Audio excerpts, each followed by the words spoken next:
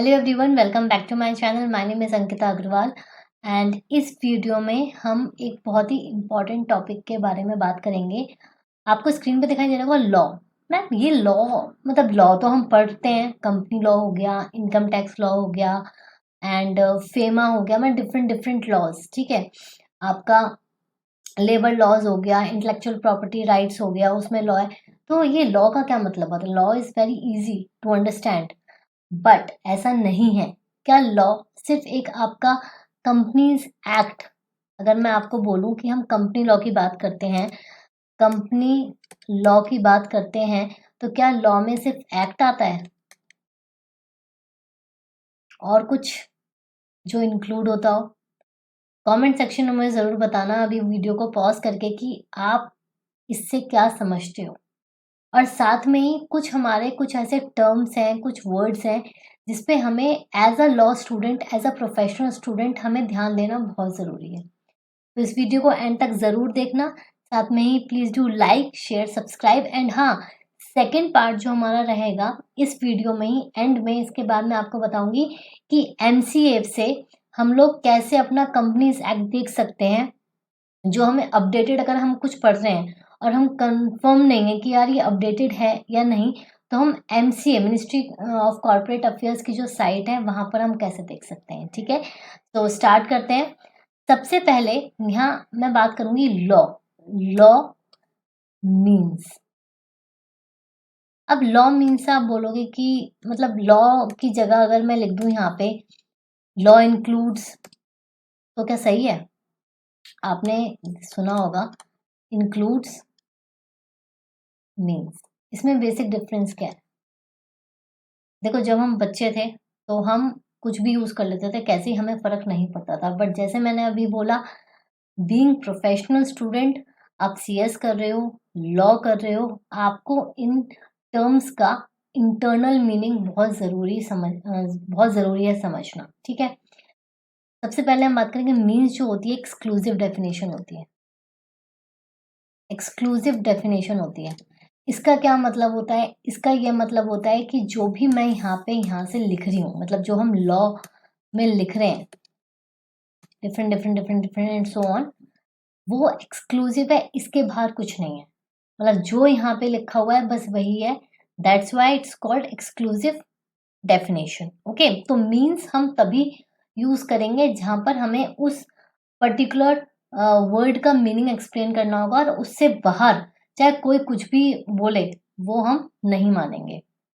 जैसे companies act में जो हमारी कंपनी की डेफिनेशन है, हम क्या बोलते हैं? कंपनी मीन्स, आगे पूरी डेफिनेशन होती है, a company which has incorporated under companies act 2013 and जो प्रीवियसली इनकॉर्पोरेटेड हैं या रजिस्टर्ड हैं 1956 and previous law under companies act. ठीक है, समझ में आ रहा है? तो ये बहुत इंपॉर्टेंट है। तो जो भी बच्चे, आई नो बहुत सारे बच्चे, 70% स्टूडेंट्स ये जानते होंगे, बट मैं ये स्पेसिफिकली उन बच्चों के लिए बोल रही हूँ जो ये छोटे छोटे चीज़ों पे ना ध्यान रखते हो, उनके मार्क्स डिडक्ट होते हैं। ठीक है, तो ये एक मेन चीज़ है जो आपको समझनी है। सेकंड, जैसे मैंने आपको स्टार्टिंग में बोला था कि लॉ का मतलब क्या होता है, ठीक है। तो देखो भाई, लॉ मीन्स, ठीक है, उसमें क्या क्या आएगा? एक्ट तो आपका आएगा ही आएगा। तो हम यहाँ पे किसकी बात करेंगे? अपने कंपनीज एक्ट 2013 की, ठीक है। सेकंड, आपका कोई भी ऑर्डिनेंस होता है। अब ऑर्डिनेंस क्या होता है? एक अलग स्टोरी है पूरी। ऑर्डिनेंस 2019 में आया था, ऑर्डिनेंस 2019 करके। तो तब हमें मतलब नहीं पता था, क्योंकि हम अपने, ये हमेशा नहीं आता। बेसिकली मैं आपको छोटा सा एग्जाम्पल दे रही हूँ, एग्जाम्पल क्या मतलब एक्सप्लेन कर रही हूँ कि जैसे पार्लियामेंट के सेशंस होते हैं, ठीक है। पार्लियामेंट के सेशन होते हैं, आपको पता है एक्ट बनने से पहले एक बिल होता है जो राज्यसभा एंड लोकसभा में पास होता है, और उसके बाद वो एक्ट में कन्वर्ट होता है, ठीक है। तो अगर किसी एक्ट में कोई पर्टिकुलर अमेंडमेंट है, ठीक है, अमेंडमेंट है, उसको पास करना है, तो आपको पार्लियामेंट से आपको लेना पड़ेगा, मतलब बिल पास कराना पड़ेगा। बट पार्लियामेंट के होते हैं सेशंस, ठीक है। वो पूरे 12 महीने काम नहीं करती, उसके बीच-बीच में वो होते हैं, मतलब मैं बोलती हूँ कि विंटर्स जो होता है, विंटर हॉलीडेज़ कह लो या विंटर, तो मतलब पूरे साल में उसके ऐसे टाइम होता है जहाँ पे पार्लियामेंट सेशन में नहीं होती है। उस टाइम पे अगर आपको कुछ ऐसा अर्जेंट इमरजेंसी वाली चीज़ें लानी हैं, तो आप उसको करते हो ऑर्डिनेंस के रूप में। तो आप अगर बैक जाकर चेक करोगे तो 2019 ऑर्डिनेंस आया था। मतलब क्या है, उस टाइम पे हमारा जो पार्लियामेंट है वो सेशन में नहीं थी, बट हमें इमरजेंसी के होते हुए हमें ये चेंजेस लाने थे। तो वो जब तक आगे पार्लियामेंट सेशन में नहीं आएगी, तो वो पर्टिकुलर चीज़ें जो हैं ऑर्डिनेंस कहलाएंगी, और जैसी पार्लियामेंट सेशन में आएगी तो वो पूरा आपका जो है कन्वर्ट हो जाएगा, इंक्लूड हो जाएगा एक्ट में, अगर पास होता है तो। ठीक है, तो हमारा जो लॉ है उसमें क्या क्या आता है, हमारा पहले एक्ट आएगा, ऑर्डिनेंस इफ एनी, क्योंकि ये हमेशा तो होता नहीं है। ठीक है, फिर जो भी रूल्स होते हैं, ठीक है, रेगुलेशंस होते हैं। अब मैं आपको छोटा सा डिफरेंस बता रही हूँ रूल्स एंड रेगुलेशंस में। देखो, रूल्स क्या होते हैं, बेसिकली रूल्स बताए जाते हैं, आपका एक एक्ट है। जैसे फॉर एग्जाम्पल, मैं आपको अच्छे से एग्जाम्पल दे दे के समझाऊंगी ताकि क्लैरिटी आए। रूल्स की अगर हम बात कर रहे हैं,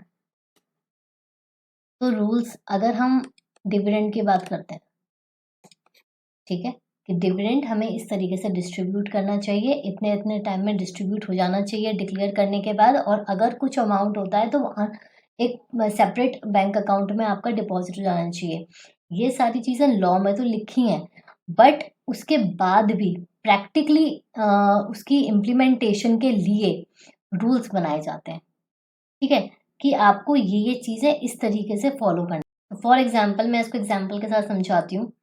जैसे कि आप लोग एग्ज़ाम देने के लिए जाते हो सीएस का, ठीक है?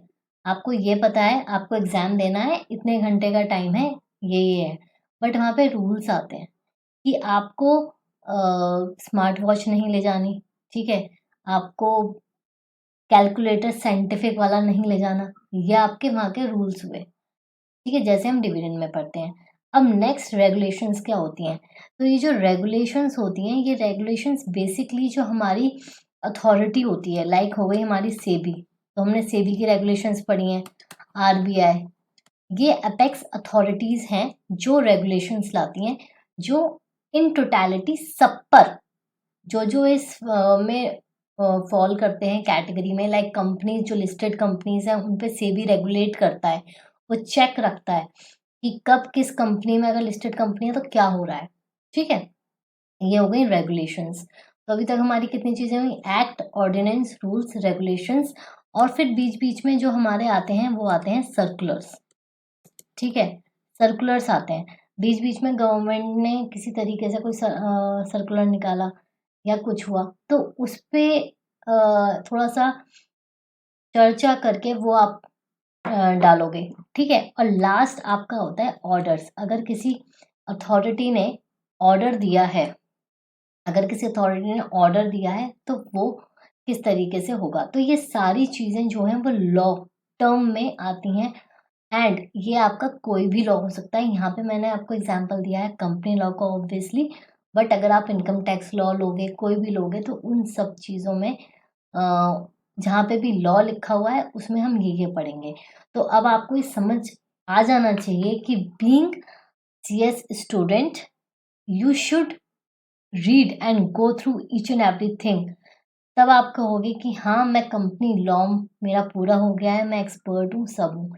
चाहे आप स्टूडेंट हो, चाहे प्रोफेशनल हो बनकर, आपको हर एक चीज़ की अपडेट होनी चाहिए। ठीक है, अगर इससे रिलेटेड कोई भी क्वेरी है या कोई चीज़ पॉइंट समझ में नहीं आया तो आप मुझे कमेंट सेक्शन में पूछ सकते हो।